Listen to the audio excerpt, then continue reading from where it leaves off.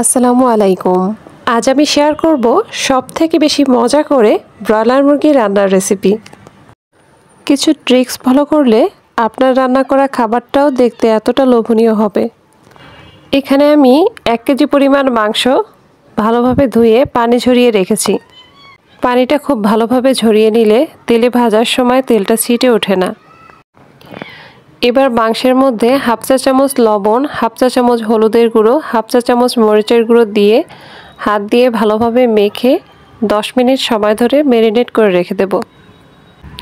তাহলে মাংসের মধ্যে হলুদ, মরিচ এবং লবণের স্বাদটা ঢুকবে আর খেতে ভীষণ মজা হবে।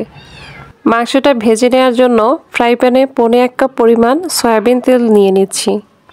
একই তেলে আমি মুরগিটা রান্না করব, এজন্য তেলের পরিমাণ প্রথমেই বাড়িয়ে দিয়েছি।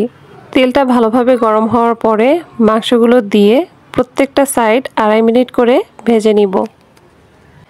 ভাজার সময় অবশ্যই চুলার জাল মিডিয়াম টু হাই আঁচে রাখতে হবে, নয়তো মাংসের গা থেকে পানি বের হয়ে যাবে আর মাংসটা পারফেক্টভাবে ভাজা হবে না।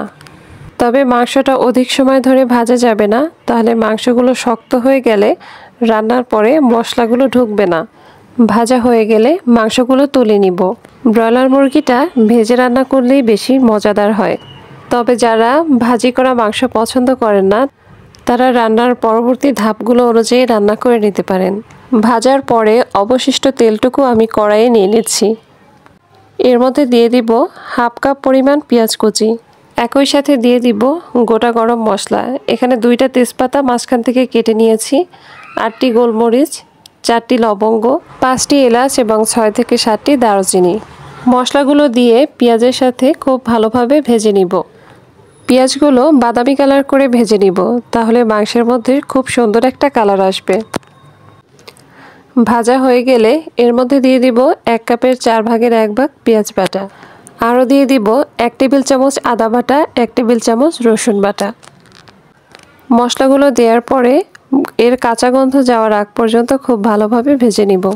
মাংস ভুনা করার সময় এর মধ্যে পেঁয়াজের পরিমাণটা একটু বাড়িয়ে দিতে হয়, তাহলে ঝোলটা খুব গাঢ় হয় আর খেতেও মজা হয়। এবার দিয়ে দিচ্ছি শুকনো উপকরণ। 1 টেবিল চামচ হলুদের গুঁড়ো, 1 টেবিল চামচ মরিচের গুঁড়ো, হাফ টেবিল চামচ ধনিয়া গুঁড়ো, 1 টেবিল চামচ জিরা গুঁড়ো। সবগুলো গুঁড়ো মশলা দেওয়ার পরে আমি অল্প অল্প করে পানি দিয়ে 3 বার কষিয়ে নিব। মশলাগুলো খুব ভালোভাবে কষিয়ে নিতে হবে। মশলা যত সুন্দরভাবে কষানো হবে মাংসের স্বাদটা ততই বেশি ভালো আসবে।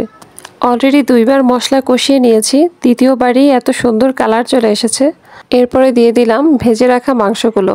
পানি ছাড়া মশলার মধ্যে মাংসগুলো দিয়ে খুব ভালোভাবে ভেজে নিব, যেন একেবারে ভাজা ভাজা হয়ে যায় প্রত্যেকটা উপকরণ। এতে করে মাংসের স্বাদটা যেমন বাড়বে, মশলাগুলো ভাজা ভাজা হওয়ার কারণে রান্নার কালারটাও খুব সুন্দর আসবে।